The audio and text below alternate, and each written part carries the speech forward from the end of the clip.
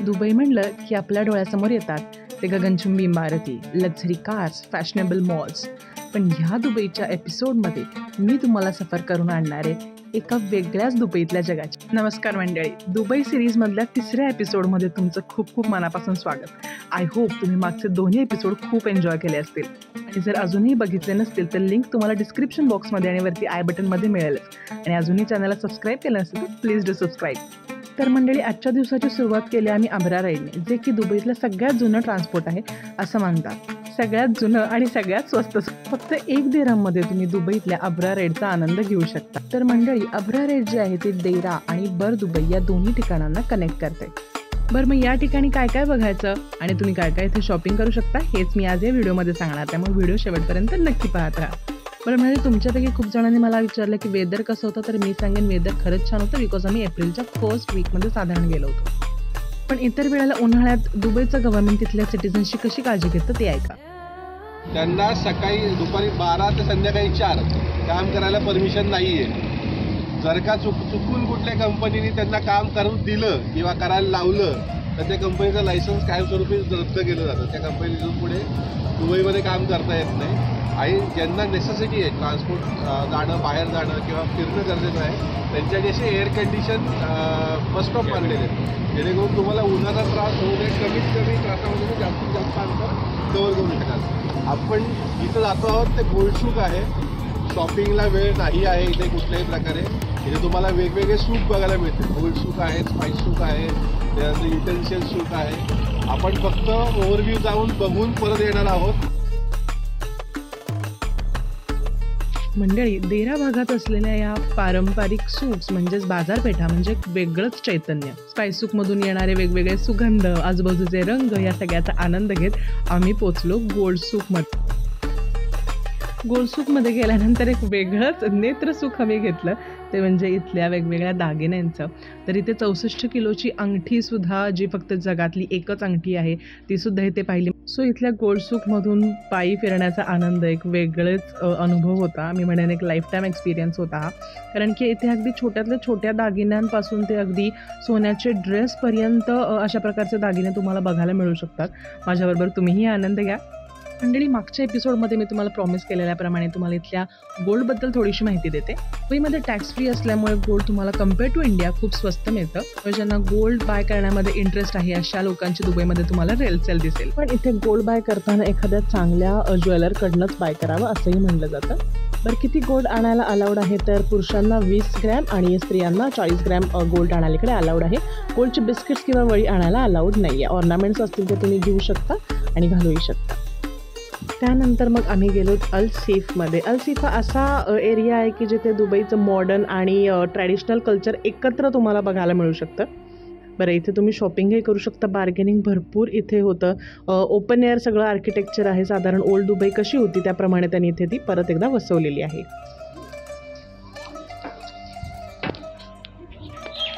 Dubai क्रीकचा waterfront तुम्हाला इथून बघायला मिळतो. त्याच्यामुळे इथे कॅफेज वगैरे आहे. स्टारबक्सचं खूप फेमस कॅफे इथे आहे, तर तिथे जर तुम्हाला चान्स मिळाला तर नक्की कॉफी प्या. पण एकंदरीतच इथे आम्हाला एक्सप्लोअर करायला हे सगळं आर्किटेक्चर खूप मजा आली.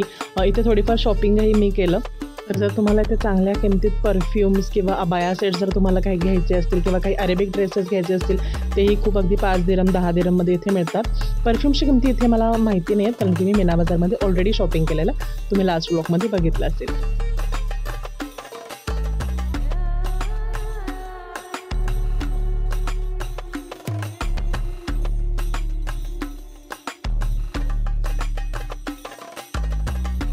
इथे सुद्धा खूप वेगवेगळ्या प्रकारचे अरेबिक मसाले, केशर वगैरे विकणारे छोटे छोटे स्टॉल्स होते. इथूनही सुद्धा तुम्ही बाय करू शकता.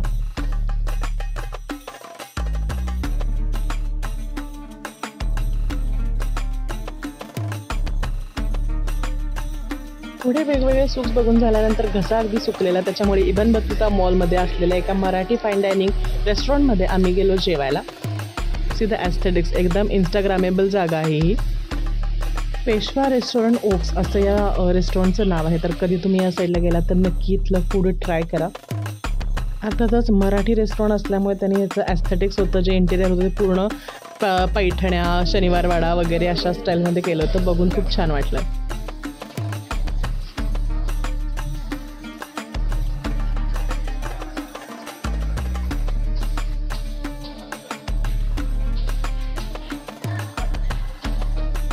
आणि दुबईमध्ये बसून श्रीखंडपुरी खाण्याचा आनंदही या दिवशी आम्ही घेतला.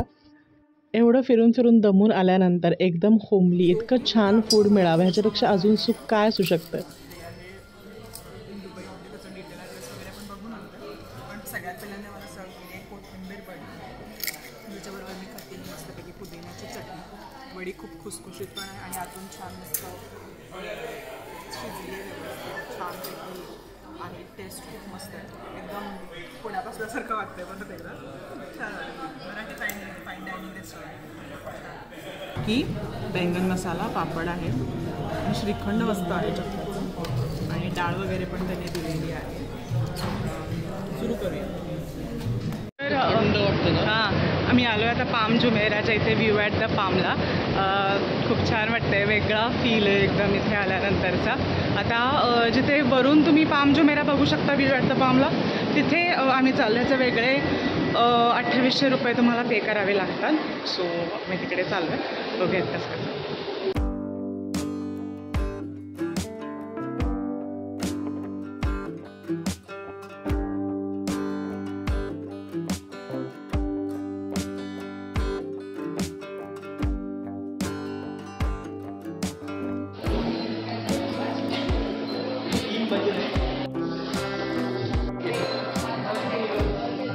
म्हणजे तुम्हाला असा प्रश्न पडला असेल ना की व्ह्यू ॲट द पाम नक्की काय आहे, सांगते. व्ह्यू ॲट द पाम ही एक 240 मीटर उंचीची इमारत आहे जिथून तुम्ही पाम जुमेराचा 360 डिग्रीजमध्ये व्ह्यूचा आनंद घेऊ शकता. इथे 52व्या फ्लोअरवरती जाऊन तुम्ही पाम जुमेरा, दुबई मरीना आणि अरबी समुद्र या सगळ्याचा आनंद घेऊ शकता. पण तिथे जाण्यापूर्वीच तुम्हाला हे छोटंसं इंटरॅक्टिव्ह म्युझियम जिथे पाम जुमेरा कसा उभारला गेला याची माहिती पूर्णपणे दिली जाते. तर हे म्युझियमसुद्धा बघणं हा सुद्धा एक वन ऑफ अ काइंड असा एक्सपिरियन्स होता. तर दुबईमध्ये सुद्धा ही जी ॲक्टिव्हिटी आहे ही मस्ट विजिट आहे. तर पाम जुमेरा हे साधारण पाम ट्रीच्या आकाराचं एक मॅनमेड आयलँड आहे ज्याच्यामुळे दुबईची जी कोस्टलाईन आहे ती डबल झाली. त्यामुळेच पाम जुमेरा हे खूप वाईड विजनने उभं केलेलं एक आयलँड आहे असं मी म्हणेन. पाम जुमेराच्या आजूबाजूला तुम्हाला वेगवेगळे लक्झरी रेस्टॉरंट्स, त्याच्यानंतर लक्झरी स्टेज, हॉटेल्स आणि खूप लोकांचे इथे छान छान घरं आहेत असंही म्हटलं जातं. तर त्याचीच माहिती इथे या स्लाईडमध्ये दिली जाते. दुबईतलं जे मोस्ट आयकॉनिक रिसॉर्ट मानलं जातं जे की द अटलांटिस द पाम आहे ते सुद्धा इथेच आहे.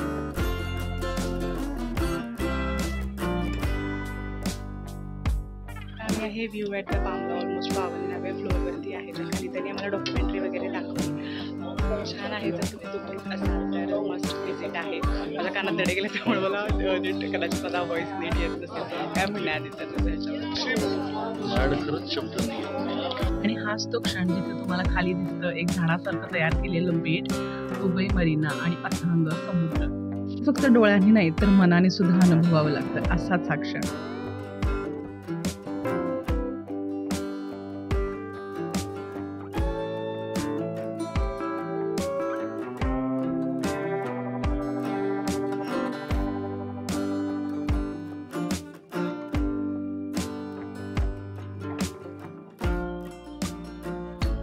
त्यांचं जे विजन आहे ते एवढं भारी आहे ना.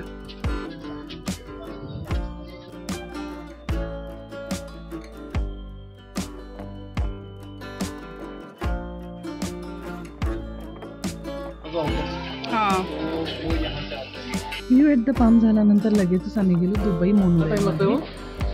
प्लीज 13 मिनट का राईड 13 मिनिट. आता जुगजुग गाडीत बसायचं ना.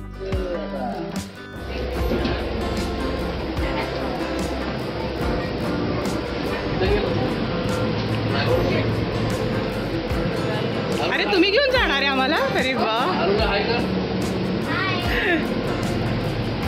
मंडळी, दुबई मोनोरेल ही एक सार्वजनिक वाहतूक सेवा आहे जी फक्त खास करून पाम जुमेरावरती वापरली जाते.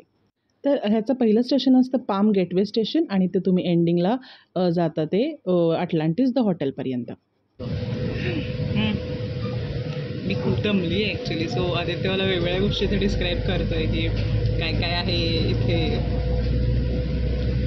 सोसायटी आहे छान. आपल्याही सोसायटीत खेळतातच की मुलं. तर मंडळी अराऊंड 5 ते 5.5 किलोमीटरचा हा दुबई मोनोरेलचा प्रवास 12 ते 13 मिनिटांमध्ये कव्हर होतो. मध्ये साधारण 4 ते 5 स्टेशन्स येतात. स्टेशन्समध्ये अल इतिहाद पार्क, नखील मॉल वगैरे अशी मेन ठिकाणं आहेत.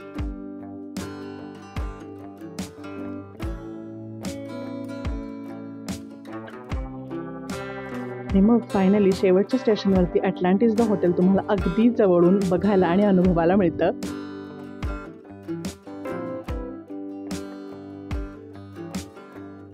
आमची दुबई मोनोरेलची जी राईड होती ती झालेली आहे. It was awesome feeling. तुम्ही माझ्याबरोबर एन्जॉय केली असेल असं मी हे करते. तर अटलांटिस द पामपाशी ती एंड होते. साधारण 13 मिनिटांची ती राईड असते. तर आता तिथून आम्ही बसने परत आमचं जे पिकअप लोकेशन आहे तिथे जाणार आहे. Show you. ओ इकडे आली पण बस आमची.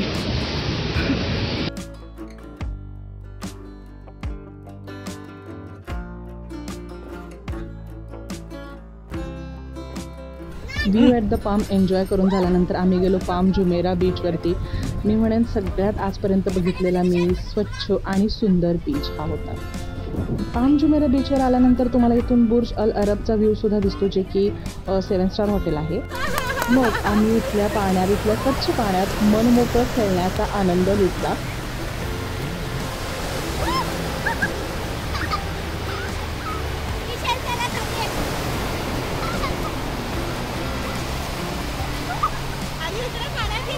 दर्शन वगैरे घेऊन झालं आहे. मी आता आहोत सध्या अबुधाबीच्या छानपैकी स्वामीनारायण मंदिरामध्ये. आता इथे गंगा आरती आहे, ती अटेंड करायला मी चाललो.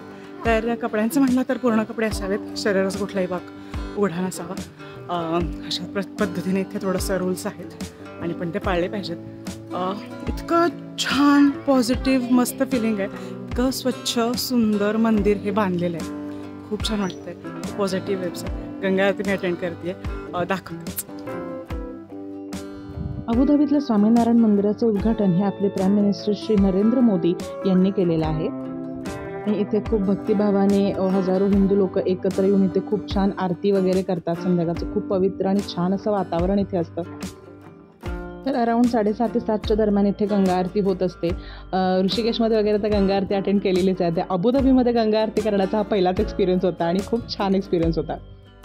आणि इथे मला खरंच सांगायला खूप आनंद होतो की UAE मधलं हे पहिलं पारंपरिक हिंदू मंदिर आहे की ज्याचं उद्घाटन 14 फेब्रुवारी 2024ला केलं गेलं.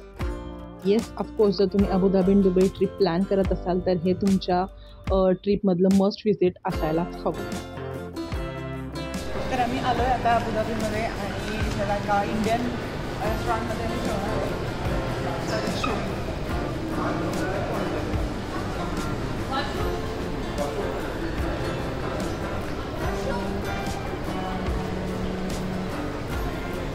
सो आरती वगैरे झाल्यानंतर तिथल्याच एका मॉलमधल्या इंडियन रेस्टॉरंटमध्ये आम्ही जेवायला गेलो होतो. जेवण इथलं खूप छान होतं. तर मंडळी कसा वाटला हा एपिसोड मला कमेंट बॉक्समध्ये सांगा. खूप दमल्यामुळे रूमवर गेल्यानंतर रूम टूर घेतलेली नाही. दुबई सिरीजचे एपिसोड्स आवडत असतील तर चॅनलला नक्की सबस्क्राईब करा. बाय द वे इतकी अमेझिंग दुबई अबुधाबीची ट्रिप क्युरेट केली ॲडिओना हॉलिडेजनी. नॉन स्पॉन्सर्ड व्हिडिओ आहे हा, बट ह्यांचं मॅनेजमेंट मला खूप आवडल्यामुळे मी इथे मेन्शन करते आहे. चला तर मग भेटूयात पुढच्या एपिसोडमध्ये. तोपर्यंत छान छान खात राहा, आनंदात राहा. Bye bye. Thanks for watching.